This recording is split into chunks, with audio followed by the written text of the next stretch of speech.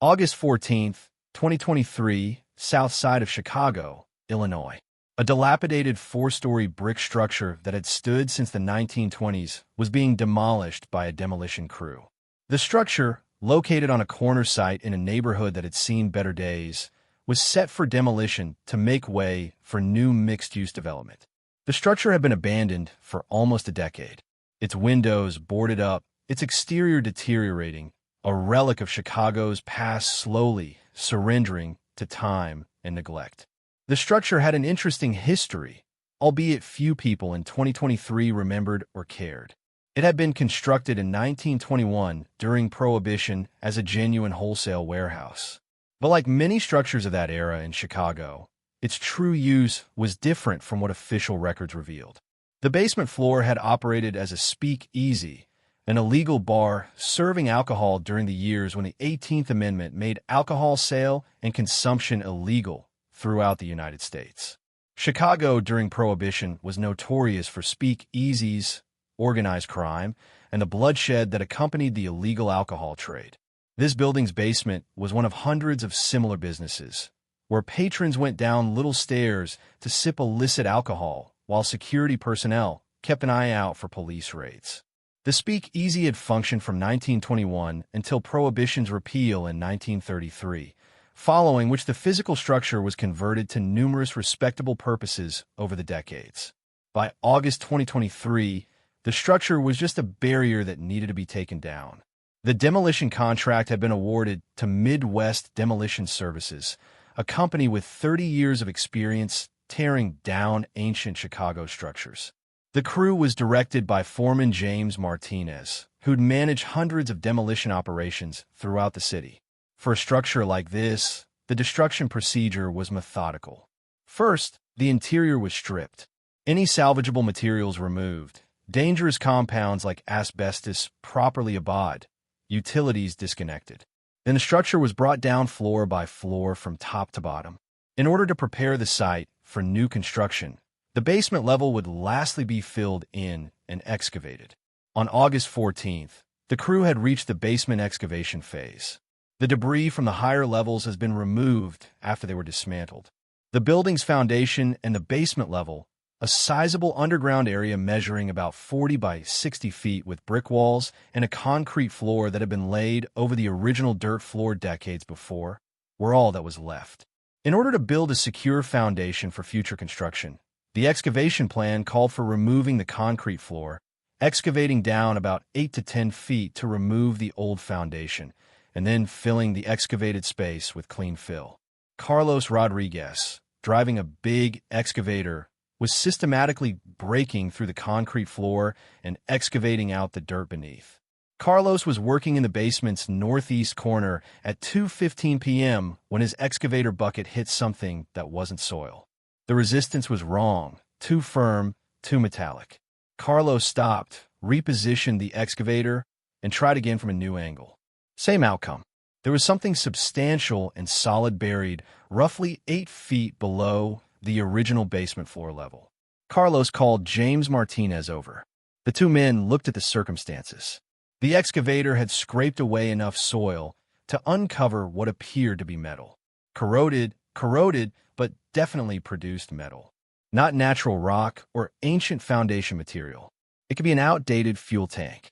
According to James, heating oil tanks were occasionally hidden in the basement of these older structures.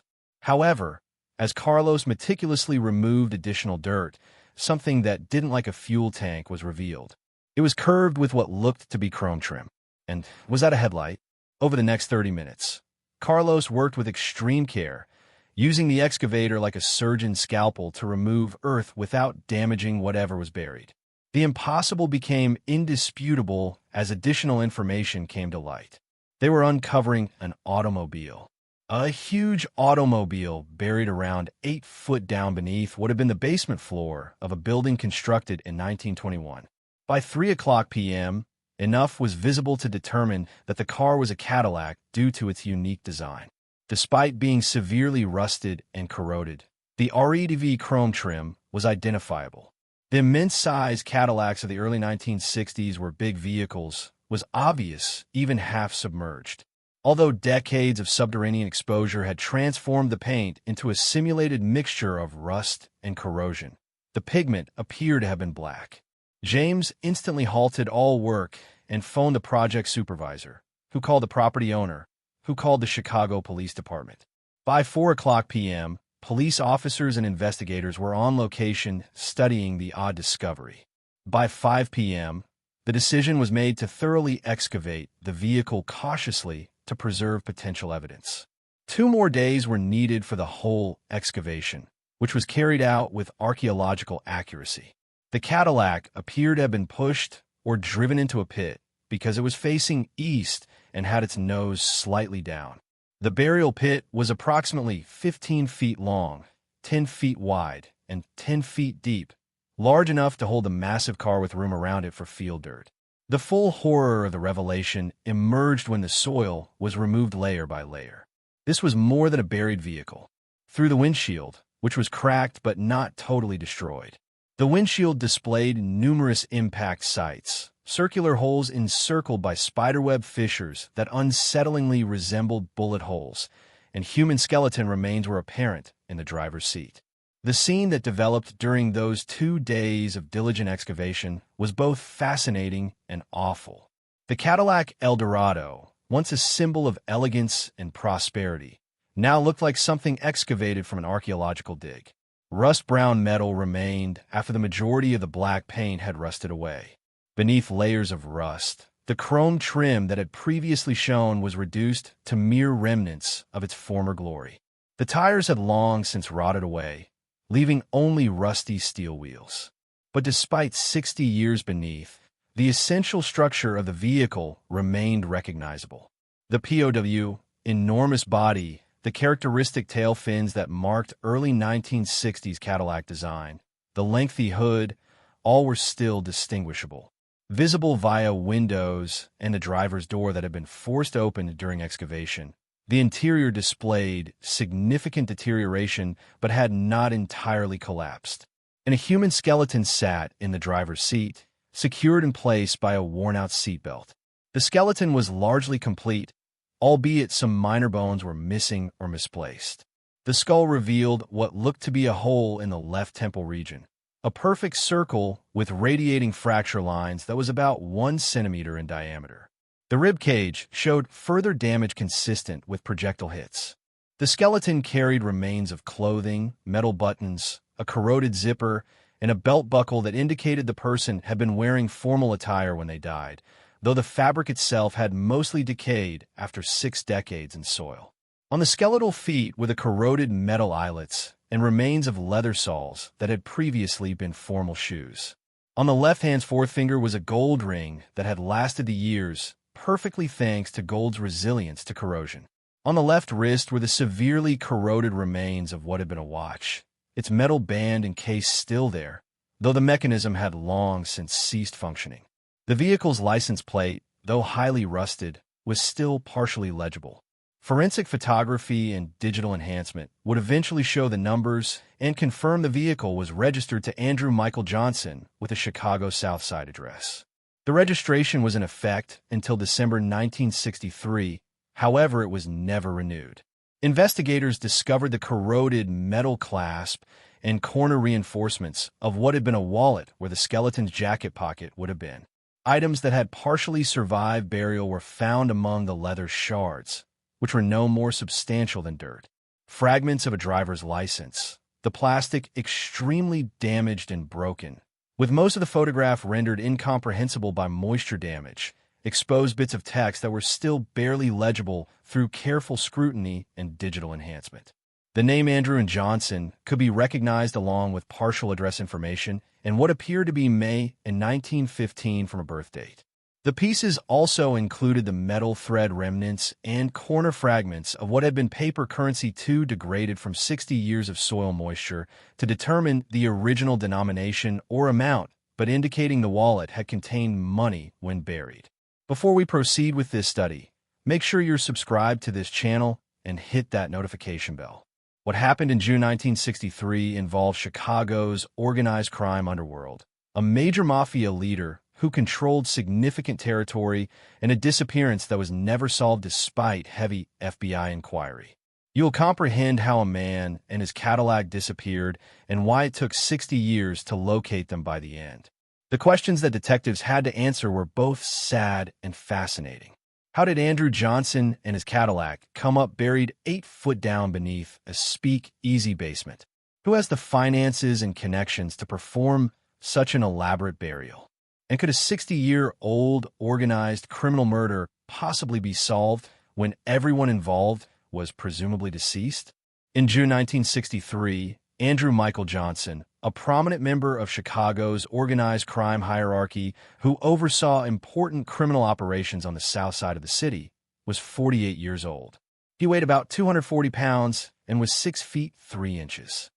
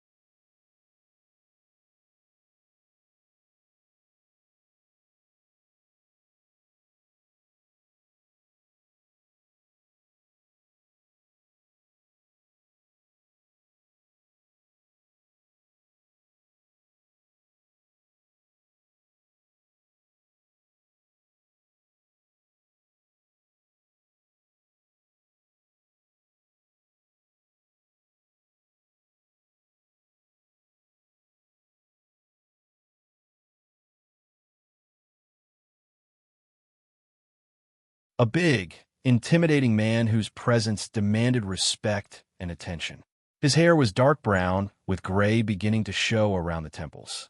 His eyes were brown, characterized by many who knew him as cold and calculating when performing business, yet friendly when talking with family. Andrew was well-groomed and well-dressed. He loved custom-tailored clothes produced by a tailor on Michigan Avenue, silk ties, and highly polished leather shoes. He wore a gold Rolex watch and a gold ring with a diamond. He drove a 1962 Cadillac Eldorado in black, the largest, most opulent car Cadillac built that year, a vehicle that cost more than most people's annual income, and that announced its owner's riches and position to everyone who saw it. Andrew had been born in May 1915 on Chicago's Near West Side, in an area predominantly populated by Italian immigrants. His family name had originally been Giordano, but his father had Americanized it to Johnson immediately after arriving in the United States, believing that an English-sounding name would afford better prospects in America. Growing up in the immigrant community that gave rise to many of Chicago's organized crime figures, Andrew spoke both Italian and English. The Chicago of Andrew's youth in the 1920s and 30s was defined by prohibition, organized crime, and a violent competition between criminal organizations for control of the illegal alcohol trade and other rackets. Andrew came of age during this era, observing how power and money flowed to individuals who controlled illicit businesses and who were willing to use violence to maintain that dominance. By age 18, Andrew was working for one of the Italian organized criminal families operating on the South Side. He began by performing menial duties like sending messages, collecting gambling debts, and lending a hand when necessary. He displayed intelligence, reliability, and a willingness to do whatever was necessary. More significantly, he demonstrated that he could be trusted with money and sensitive information, qualities that are essential in a company where betrayal may result in death. Andrew steadily advanced through the ranks of the company during his 20s and 30s. He directed loan sharking operations, managed gambling establishments, and finally assumed charge of labor racketeering, using violence and intimidation to get money from companies and unions. By his early 40s, Andrew had risen to the position of capo, a captain who oversaw his own group of soldiers and associates and reported directly to the organization's chief. In 1942, at age 27, Andrew married Rosa Martelli, the daughter of another Italian family with connections to organized crime. Their marriage was both passionate and strategic, consolidating relationships across families and boosting Andrew's position. They had 2 children, Michael, born in 1945, and Anthony, born in 1948. By 1963, both sons were teenagers. Michael was 18 and Anthony was 15. Andrew maintained a delicate dualism in his life. He was regarded as a respectable businessman by both his family and strangers. He operated a restaurant that provided wonderful Italian food and was genuinely popular with customers. He possessed shares in numerous other enterprises, a car dealership, a construction company, a waste management company. He resided in a substantial home in a desirable area. He and his family went to church. He was interested in community groups and charitable initiatives. But to law enforcement and to those within Chicago's underbelly, Andrew was known as a formidable organized crime figure. His legitimate businesses were fronts for unlawful activity or were used to launder money from criminal operations. His true sources of revenue were extortion, gambling, loan sharking, and using violence and intimidation to dominate enterprises and unions. Those who worked with Andrew described him as brilliant, calculated, and totally ruthless when necessary. He could be charming and giving to those who showed him loyalty and respect. He recalled favors and paid them back. He helped families in his territory with financial troubles, attended weddings and funerals, maintained the image of a community leader who cared about his people. But he could also be cruel to those who crossed him, stole from him, or disputed his authority. Several men who'd betrayed Andrew or failed to pay obligations had departed without trace. Others have been found severely beaten or dead. Andrew's reputation for ferocity wasn't just for show. He had personally committed acts of violence when he felt them essential, and he had others who carried out violence on his commands. Andrew was in charge of significant criminal activities throughout the South Side of Chicago by 1963. His area encompassed dozens of gambling activities, illegal casinos, sports betting, numbers rackets. He was in charge of loan sharking networks, which gave high-interest loans to borrowers who were unable to obtain credit from reliable sources. He had control over several labor unions and used that influence to extort money from businesses and to provide positions and contracts to preferred persons. In addition to directly employing dozens of people, Andrew's organization affected or controlled a large number of others. His legitimate enterprises offered cover and employment for associates.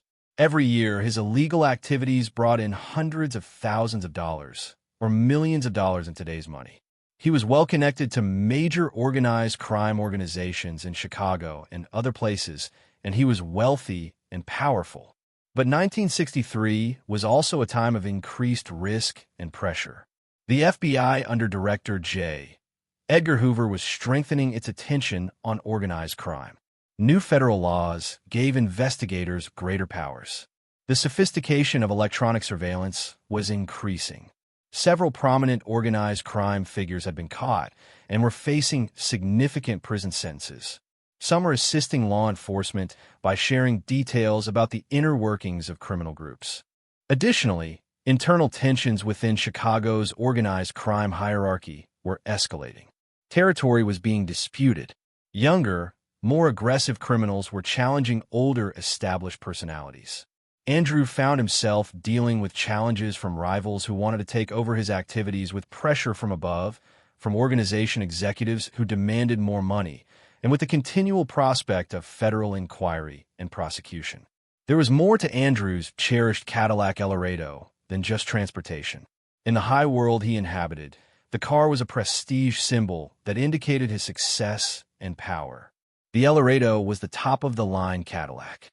Enormous, strong, opulent, and costly. Driving around Chicago streets meant being identified, being noticed, being revered, or dreaded. After buying it brand new in 1962, Andrew gave it careful maintenance, having it cleaned and polished once a week, serviced frequently, and kept in flawless condition. In early June 1963, those close to Andrew saw he seemed distracted and anxious. He had several meetings with persons outside his typical circle of contacts. He made several excursions to New York, which was unusual. Instead of spending more time at home, he spent more time at his office. Rosa subsequently noted that Andrew had seemed worried during the first 2 weeks of June, though he'd refused to disclose particular issues with her, stating only that he was dealing with business problems. On June 15, 1963, ATD Saturday, Andrew seemed to have achieved some type of decision or determination.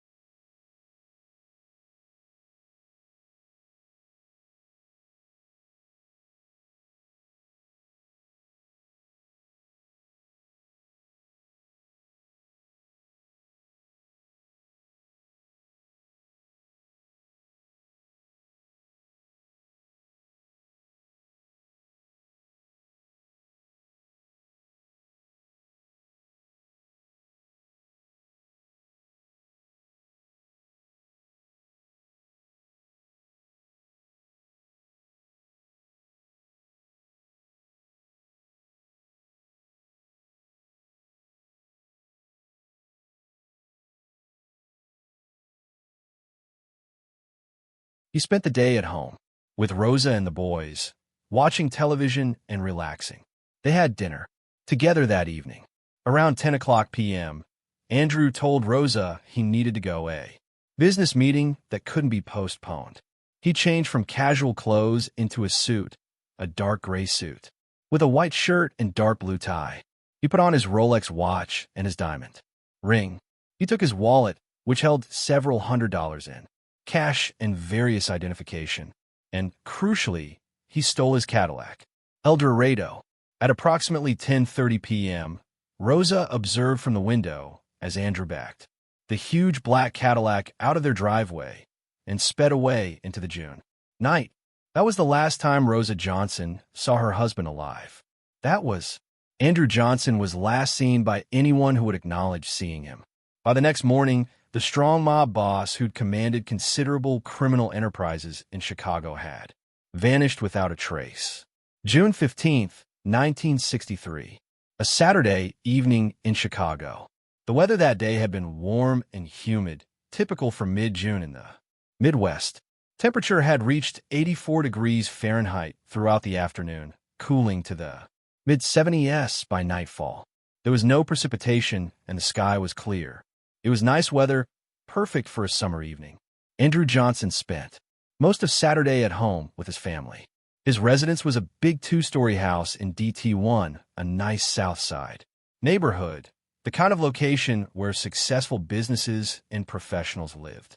The house had been purchased in 1956 when Andrew's illegal businesses got increasingly successful, a clear symbol of his accomplishment. Andrew's sons were both home that Saturday. Michael, 18, had recently passed high school and was prepared to attend college in the fall. Anthony, 15, was nearing the end of his sophomore year of high school. The family dynamic that day appeared typical, according to later testimonies from Rosa and the sons. Andrew seemed relaxed, more so than he'd been during the preceding 2 weeks. Watching television together. Andrew read the newspaper. The whole family ate dinner together. Around 9:30 p.m., Andrew went upstairs and got dressed. He'd been wearing casual Saturday clothes, slacks, and a short-sleeved shirt. Then he dressed on a suit for his evening meeting. This was not wholly out of the ordinary. Andrew is always. Even on the weekends, business meetings require formal attire. It was important to look good in his world. Respect was demonstrated by appropriate attire and conduct. As soon as Andrew came downstairs at 10:15 p.m., Rosa asked where he was heading. Andrew's. The remark was ambiguous but not concerning. Meeting with some associates. Business. That can't wait. I'll be back in a few hours. He kissed Rosa, said farewell to his sons, and went out by the side door that led to the connected garage where he kept his Cadillac. Rosa observed. Andrew was backing the massive black Eldorado out of the kitchen window, down the driveway, and in the garage. The car's vast size and unusual appearance made it impossible to overlook. Andrew drove north on their quiet street, turning at the corner and disappeared from view. By 1 or 2 in the morning, Rosa anticipated having Andrew home. Business meetings, especially late-night meetings, often didn't last more than a few hours. By 3 in the morning, when Andrew still hadn't returned, Rosa was anxious but not yet alarmed. Andrew occasionally remained out later than anticipated if discussions ran long or if he had many meetings to attend. By daybreak on Sunday, June 16th, with Andrew, Rosa was quite concerned because she was still not home and had not received a message. About 700 a.m., she called Frank Moretti, one of Andrew's closest associates. Frank claimed he hadn't seen Andrew since Friday afternoon and didn't know where he was after being startled awake by the early call. He sounded genuinely surprised and worried. Rosa then gave 2 more colleagues a call, whose numbers Andrew saved at home. Neither had seen Andrew on Saturday night. Neither knew where he'd gone or who he'd been meeting. Both responded with what sounded like genuine worry. When a boss vanished in their realm, without word, it typically signified something really horrible had happened. By noon Sunday, Rosa was highly frightened and persisted on phoning the police despite the worries about alerting law enforcement notice to Andrew's activities. She reported Andrew missing to the Chicago Police Department. The responding cops took the information, including the description of Andrew and his Cadillac, but didn't first take it as essential. Andrew Johnson was a recognized organized crime figure. Men in his position occasionally gone for various causes, to avoid arrest, to avoid enemies, to conduct business elsewhere.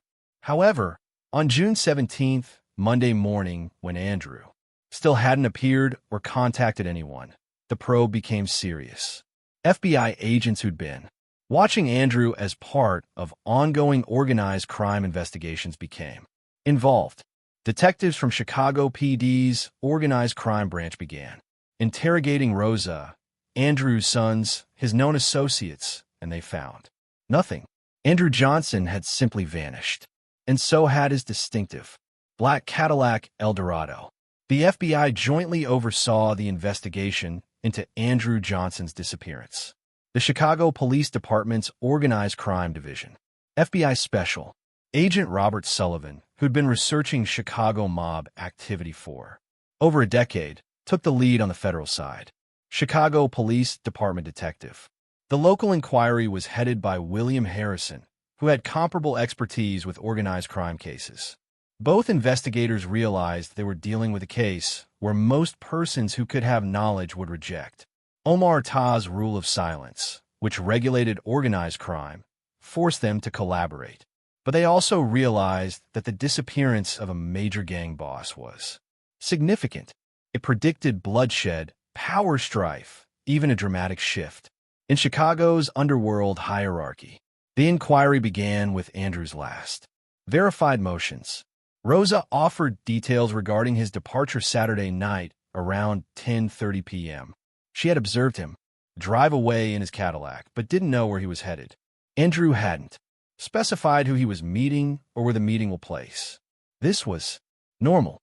Andrew avoided talking to his family about business-related matters, in part to protect them and partially to maintain operational security. Investigators made an effort to locate Andrew's actions following his departure from home. His unique Cadillac ought to have drawn attention. It was a massive, costly, captivating car. But despite checking with sources, despite interviewing people in locations Andrew was known to frequent, no one confirmed seeing Andrew or his Cadillac after he drove away from the house. Information was provided by one individual, although it was minimal. Frank Moretti, after originally stating he hadn't seen Andrew, subsequently acknowledged during intense interrogation by the FBI that he had seen Andrew briefly on Saturday night. Frank claimed that at approximately 11 p.m., Andrew had made a stop at his house and had informed Frank that he was heading to a meeting with folks from New York, but hadn't stated who or where. According to Frank, Andrew appeared tight, but concentrated rather than scared. Andrew had driven about 11:15 p.m., headed south. That was the final reported sighting of Johnson. Andrew, people from New York, was substantial. In organized crime terms, this often denoted representatives from New York's 5 families, the most powerful organized crime organizations in the United States.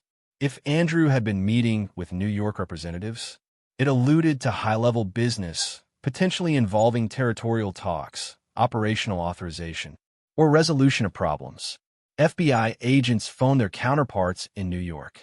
Should explore whether anyone from New York families had been in Chicago on June 15th. The inquiry was complicated by the typical wall of silence, but agents eventually discovered that at least 2 representatives from New York households had been in Chicago that weekend, but both had alibis on Saturday night and claimed no knowledge of any meeting with Andrew Johnson. Investigators searched for Andrew's Cadillac extensively.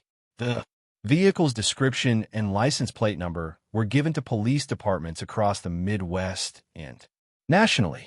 The vehicle was enough unique to draw attention if it had been driven anywhere or abandoned in a visible location. However, there were no reports of sightings. The El Dorado had vanished as completely as its owner. Investigators looked at whether the vehicle had been damaged. Chop shops that dismembered stolen autos were questioned. Salvage yards were verified. However, even in certain areas, a vehicle as unique and costly as a Cadillac El Dorado would have been noteworthy. No, there was proof that the vehicle had been disassembled or scrapped. A number of theories on what had happened to Andrew were investigated. First theory: rivals killed Andrew. Who wants to take over his land? Chicago's organized crime organization was. 1963 was a tense year. Younger, more aggressive criminals were challenging well-known individuals. According to multiple sources, Andrew had been at odds with competitors, but there was no concrete proof that any one rival was at fault. According to the second theory, Andrew was murdered by his own group for failing or betraying them.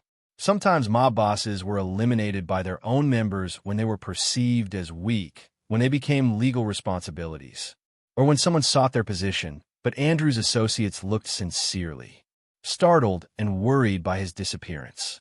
If he had been eliminated by his own group, the silence was absolute. According to Theory 3, Andrew intended to work as an FBI informant and was assassinated in order to stop him from testifying. The FBI in 1963 was vigorously pursuing members of organized crime, and others were opting to assist rather than serve lengthy prison terms. But FBI agents discovered no evidence that Andrew had been considering cooperating.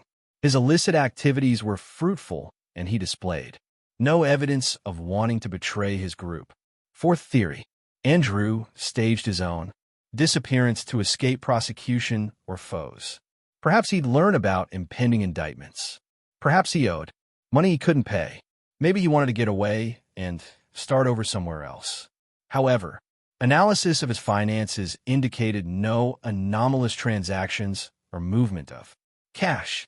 His illicit organizations remained running under his lieutenant's direction. There wasn't hint he'd been ready to disappear. As weeks went with no progress, the probe stagnated. There were no witnesses who would talk. There was no body. There was no automobile. There was no tangible proof. There was no apparent motive that led to certain suspects. Andrew Johnson has just disappeared, leaving puzzled relatives, terrified co-workers, and inquiries that no one could or would respond. By September 1963, 3 months after Andrew's disappearance, the active investigation was basically concluded. Officially, the case was still open, but detectives had nothing further to do in the absence of fresh information. The information on Andrew Johnson was held in FBI archives and Chicago PD records, one of several unresolved cases involving organized criminal figures who disappeared without explanation. Rosa Johnson and her sons lived with agonizing uncertainty. Was Andrew dead? Was he alive somewhere, unable to return? Had he abandoned them? It was worse to not know than to know the worst. Rosa couldn't remarry because she was still legally married. She couldn't fully mourn because she had no confirmation of death. In 1967, 4 years after Andrew's disappearance, Rosa petitioned the court to have her husband declared legally dead. The petition was approved by the court. Andrew Michael Johnson was officially proclaimed deceased as of June 15, 1963. The statement permitted Rosa to obtain life insurance to manage Andrew's legitimate business interests to move on legally and financially, but it didn't provide answers about what had actually transpired. Rosa died in 1992 at age 71, 29 years after her husband's abduction, without ever finding the truth. Andrew's legal enterprises were sold or passed to family members. His criminal actions were taken over by others in the organization. Life went on. The underworld hierarchy shifted. Younger criminals replaced elder ones. The world moved on. And 8 feet beneath the basement floor of an ancient speakeasy in a structure that had remained since the 1920s, Andrew Johnson sat behind the wheel of his Cadillac Eldorado, waiting 60 years to be unearthed. 60 years between Andrew Johnson's disappearance in June 1963 and the discovery of his remains in August 2023 saw Chicago and organized crime transform in ways Andrew would never have imagined. The great Italian organized crime groups that had ruled Chicago in the 1960s gradually declined under federal investigation, internal rivalries, and changing social conditions. Organizations were corrupted and affected by the FBI's use of racketeers. Starting in the 1970s, Act RICO gave prosecutors the ability to target entire criminal organizations instead of simply individual members. Major organized crime personalities were arrested, convicted, and sentenced to severe jail terms. Some chose to collaborate with authorities, offering testimony that led to additional prosecutions. The hitherto unbreakable pact of silence started to falter. By the early 21st century, organized crime in Chicago still existed, but was greatly diminished from its apex in the mid-century. The powerful families that had dominated a sizable portion of the region and operations were either completely destroyed or drastically diminished. New criminal organizations, frequently centered on various ethnic groupings, had replaced portions of the old Italian family's businesses. Rosa Johnson, Andrew's widow, never remarried and never learned what had happened to her husband.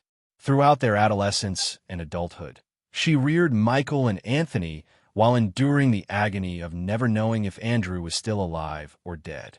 She insisted that Andrew had been murdered and that he would never have left his family on his own volition, but she lacked evidence and solutions. The mystery remained unsolved when she passed away in 1992, 29 years after Andrew vanished. Michael Johnson, who'd been 18 when his father disappeared, pursued a very different route than Andrew. He went to college, graduated with a degree in accounting, and established a respectable corporate career. He married, had children, and lived a normal middle-class existence. In an effort to protect his own children from that terrible legacy, he never talked to them about his father's illegal activities. At the age of 70, Michael passed away in 2015. Anthony Johnson, who was 15 at the time of Andrew's disappearance, followed a similar path and became a high school teacher. He separated himself from his father's contacts in the underground, got married, and had a family in the suburbs.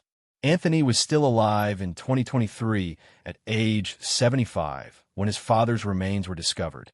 In the decades following Andrew's burial beneath its basement, the old Speakeasy from the Prohibition era that served as the story's focal point continued to function in a variety of ways.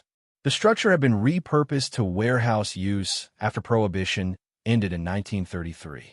It worked as storage space for various businesses through the 1940s, 50s, and 60s. No one who used the structure in those years had any notion what lay beneath their feet. The structure was transformed into a light manufacturing facility in the 1970s. It was home to a number of offices and small enterprises in the 1980s and 1990s. By the early 2000s, the building was showing its age. The neighborhood had collapsed economically. Companies relocated. The building sat mostly vacant for several years, then fully vacant. By 2010, the structure was abandoned and deteriorating. Every now and again, vandals broke in. The city cited the property owner for code violations. The building was deemed a public nuisance. There were several plans to restore or demolish it, but they were never carried out. It sat abandoned, slowly crumbling, a lost piece of Chicago's past. Throughout these decades, the basement level, where Andrew's Cadillac was buried, remained entirely unaltered. The concrete floor that had been constructed over the burial location in 1963 remained intact. No one had reason to excavate the basement. The soil and automobile beneath the concrete stayed buried, a secret the building guarded for 6 decades. In 2022, the property was purchased by a development business aiming to demolish the old structure and construct a new mixed-use development. The property's placement on a corner lot in a neighborhood showing indications of regeneration made it attractive for redevelopment. Demolition permissions were secured. The structure was examined. Demolition started in the summer of 2023 once hazardous materials were reduced. August 14, 2023. Midwest Demolition Services has been working on the demolition job for 3 weeks. The higher floors have been taken down systematically, their trash removed and hauled to appropriate disposal or recycling facilities. What remained was the building's foundation and basement level. The excavation plan called for removing the basement's concrete floor, excavating down roughly 8 to 10 feet to remove old foundation components, and then filling the excavated space with compacted fill to establish a stable footing for future construction. Carlos Rodriguez, an experienced excavator operator who'd worked for Midwest Demolition for 12 years, was assigned to the basement excavation work. Carlos began busting through the concrete floor using the excavator's hydraulic hammer. The concrete was thick, perhaps 6 in, and reinforced with rebar, characteristic of 1920s construction. Once pieces of concrete were broken up, Carlos used the excavator's bucket to remove the chunks and dig into the dirt beneath. The ground below the concrete appeared to be filled, compacted earth that had been brought in to increase the basement floor level at some stage after the building's original construction. Carlos was digging through this fill, removing it bucket by bucket, gradually deepening the pit. Carlos was working in the basement's northeast corner at 2:15 p.m. when the excavator bucket hit something that sounded and resisted very differently from soil. It was solid, metallic, buried approximately 8 feet below the level of the original concrete floor. Carlos stopped the excavator and climbed down to survey the area manually. He gently removed dirt from the area where the bucket had hit with a shovel. What emerged was metal, corroded and rusty, but unmistakably produced metal. It was curved, painted black beneath the rust with what appeared to be chrome trim. Carlos called Foreman James Martinez over to look. Both men were puzzled. Why would a structure built in the 1920s have a massive metal object buried 8 feet down in the basement? James initially speculated that it might be an old heating oil tank buried during the building's heating system was improved. But as they studied the exposed metal more attentively, the shape didn't match a fuel tank. James took the option to excavate more, carefully to ascertain what they had discovered. Carlos returned to the excavator and worked with incredible accuracy, utilizing the edge of the bucket to gradually remove dirt without hitting the buried metal object. Over the next 30 minutes, more was revealed. The object was big, at least 10 to 15 feet in length.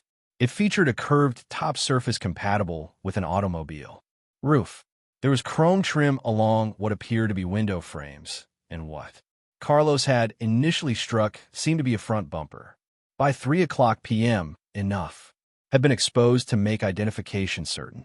They were digging a buried car, a huge automobile from the 1960s based on its size and design. The automobile was buried at a slight downward inclination, with the front in deeper than the rear and facing east. The revelation was both remarkable and unsettling. Cars don't accidentally wind up buried 8 feet deep in basement flooring. This car had been hidden and placed here on purpose. James immediately ordered all work stopped and contacted 911 to report what they found. Patrol officers from the Chicago Police Department arrived first about 3:30 p.m. They confirmed that yes, this was really a buried car, and sure, this was clearly suspicious enough to justify detective participation. Detectives from the department's cold. Around 4:15 p.m., the case unit arrived and inspected the partially excavated vehicle and made the decision to consider this as a probable crime scene. Over the next 2 days, a thorough dig would be carried out with forensic experts present to record everything and save any possible proof. The excavation uncovered the vehicle in phases, each stage documented, with pictures and measurements before proceeding. By the conclusion of the first day, the vehicle's fundamental outline was obvious. It was a Cadillac Eldorado, which could be recognized by its unusual styling, the enormous size, the chrome trim, and the tail fins, hallmarks of early 1960s Cadillac design. However, it had been black. The paint had become a mixture of rust and corrosion due to decades of burial. The automobile had been buried in a pit roughly 15 feet long, 10 foot broad, and 10 feet deep. The second day of excavation was devoted to meticulously clearing debris from around the vehicle to make doors and windows accessible. As the dirt was removed from the driver's side, the windows became visible. There were cracks in the windshield, several impact spots with circular punctures encircled by spiderweb cracks that unsettlingly resembled bullet holes. Patterns. The driver's side window was partially smashed. Through the ruined windshield and windows, forensic specialists could look into the vehicle's interior, and what they observed verified. This was more than simply a buried automobile. In the driver's seat, secured in place by a human skeleton, sat with a damaged seatbelt. Before any doors were opened, every perspective of the scene was captured on camera. The outside of the car, the burial pit, the positioning of the vehicle, the condition of all visible surfaces, everything was documented. The driver's door was then deliberately forced open to provide access to the interior. The interior of the Cadillac revealed 60 years of degradation, but hadn't entirely crumbled. Although the leather seats were cracked and dry, they were nonetheless structurally sound. The dashboard was rusted, chrome trim faded, but the essential framework remained. Behind that, the steering wheel remained fixed to the column. We'll set the skeleton remnants.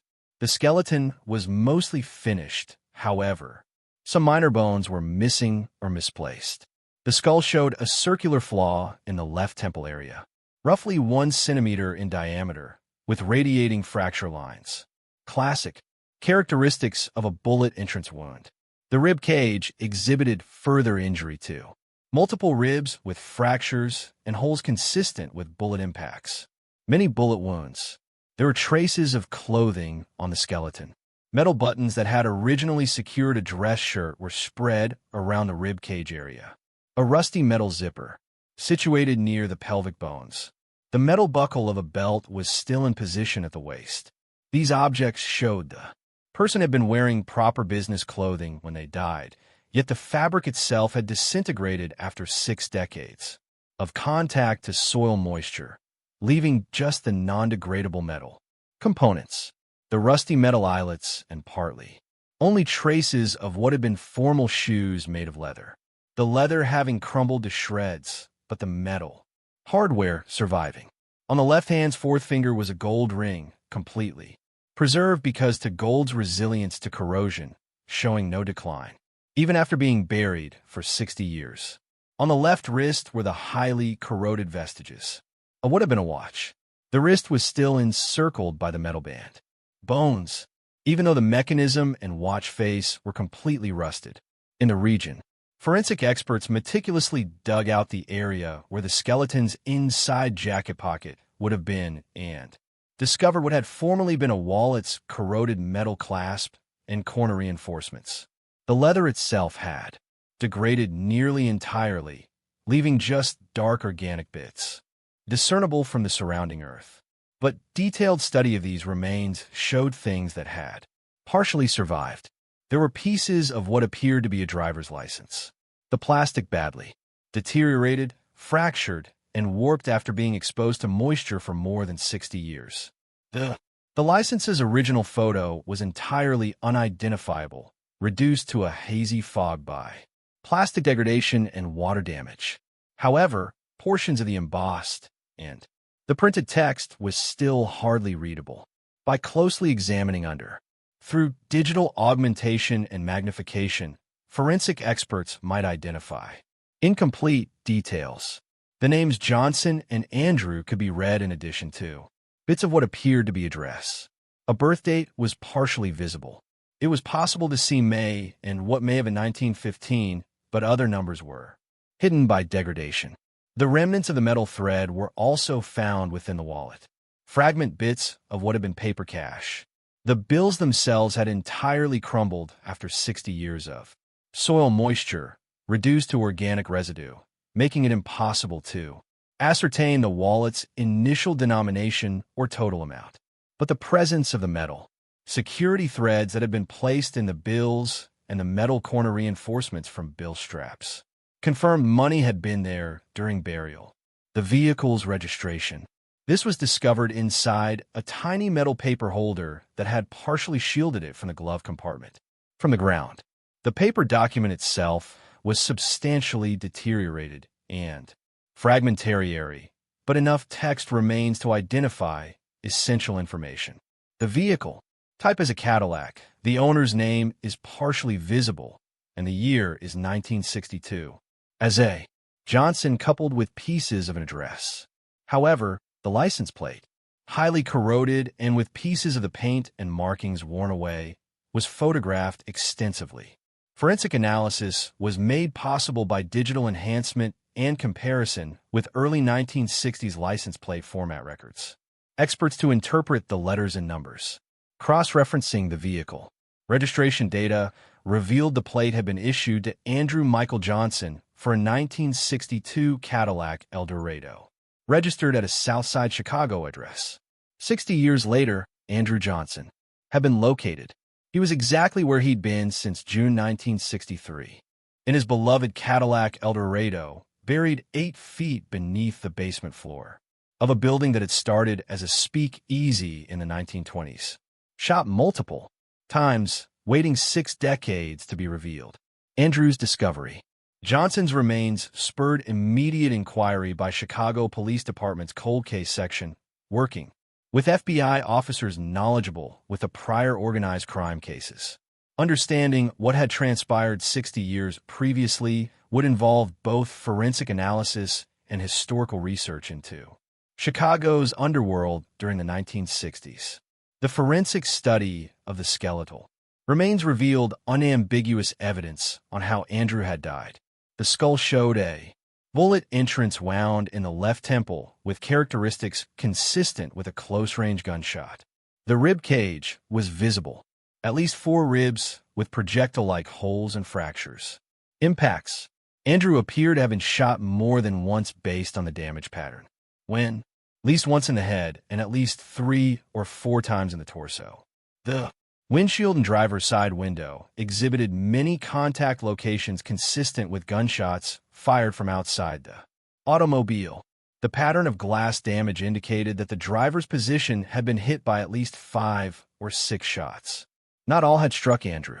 A few had gone through the vehicle, but enough had reached their objective to guarantee their demise.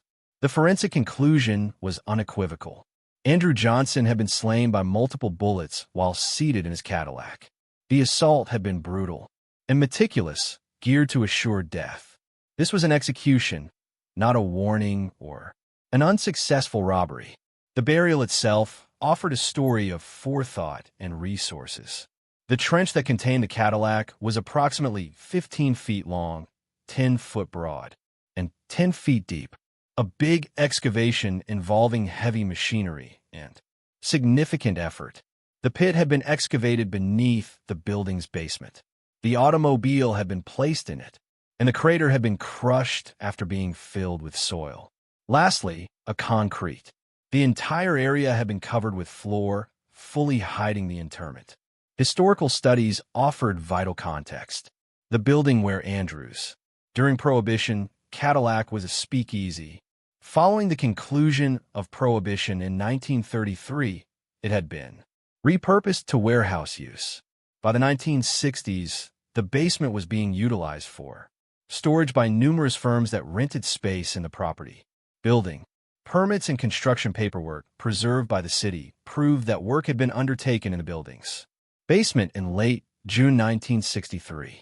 A permit had been given for foundation, repair, and floor reinforcement, and had been granted to a construction company called Martelli Construction. Historical. According to research, Martelli Construction has ties to members of organized crime and had provided work for numerous mob-affiliated firms. The permit was vague. Exactly what work was completed, but the timing was significant. In late June of 1963, after Andrew vanished on June 15th, 2 weeks later, this was when the Rev pit must have been excavated, the automobile buried, and the new concrete floor laid. Investigators examined who had owned or controlled the constructed in 1963. Although a real estate firm was listed as the building's owner, further investigation revealed that firm had connections to organized crime figures for New York families. The building, like many properties in that era, was mainly controlled by criminal interests. Based using all available information and historical context, investigators produced a reconstruction of what had happened. Around 10:30 p.m. on June 15, 1963, Andrew Johnson left his house to attend a meeting. He told his wife he was meeting with associates, but didn't disclose who or where. He was sought briefly by Frank Moretti around 11:15 p.m., informing Frank he was meeting folks from New York. Andrew drove to the area he'd been advised to go to, presumably this same building. It had once been a speakeasy. Perhaps the meeting was scheduled to be in the basement, a secret spot where important discussions might occur without being overheard or watched. Andrew drove his distinctive Cadillac to the building, perhaps parking on the basement level as advised. But the meeting was a trap. Instead of associates wanting to discuss business, gunmen confronted Andrew. It's possible that he finally grasped the risk, minute, and attempted to drive away, or he may have been shot before he could respond. Andrew was repeatedly hit by several attackers who opened fire on the Cadillac. He died in the driver's seat of his car, the vehicle he'd been so proud of becoming his tomb. The killers then faced the issue of getting rid of the body and the very unusual vehicle. Just leaving them to be found would spark urgent investigation. Hiding them elsewhere risks discovery. The car and body were buried in the building's basement as a solution. Disguised the burial so effectively that it would never be found. Heavy equipment was brought in, perhaps that very night, Perhaps in the following days, a massive pit was excavated in the floor of the basement. Andrew's Cadillac with his body inside was pushed or driven into the pit. The pit was crushed after being filled with soil. Within a couple of weeks, a construction business with mob links secured a permit for foundation repair and laid a concrete floor over the entire area, permanently sealing the burial. The strategy was successful. Ideal. During the first investigation, the burial was never found. The construction went on, working regularly with no one suspecting what lurked beneath the basement level.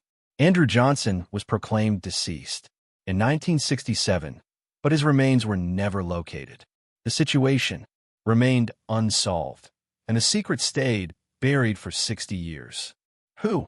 After 60 years, it was still unclear who explicitly ordered Andrew's murder and who carried it out. Everyone who could have been involved had passed away, but the historical background provided numerous alternatives. Families from New York killed Andrew, who desired to assume control of his Chicago business. He was slain by rivals in Chicago who wanted his territory. He was assassinated by his own group for causes that perished along with all those concerned. Based on the most likely scenario, regarding what Frank Moretti said about New Yorkers, Andrew was enticed to his demise by agents from families in New York, perhaps with collaboration from some in Chicago's organization. The necessary burial and execution, much planning and resources, indicating that it was approved at senior levels of organized crime. Regarding Andrews, after 60 years of uncertainty, the discovery provided closure for the family. In 2023, Anthony Johnson, Andrew's younger son, turned 75. Police contacted them after identifying the remains.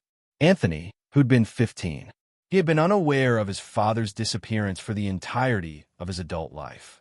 Now, finally, he had responses, nor comprehensive answers, nor names of the guilty, but at least he knew his father had passed away, was usually aware of how he had died, and could now be buried appropriately. Him, Michael, and Anani's children, Andrew's grandchildren, had no idea. Their grandfather, but as an enigmatic individual who had disappeared in 1963, attended the study of the burial site, seeing the Cadillac unearthed, watching the forensic work make vivid a story that had been almost magical in family lore.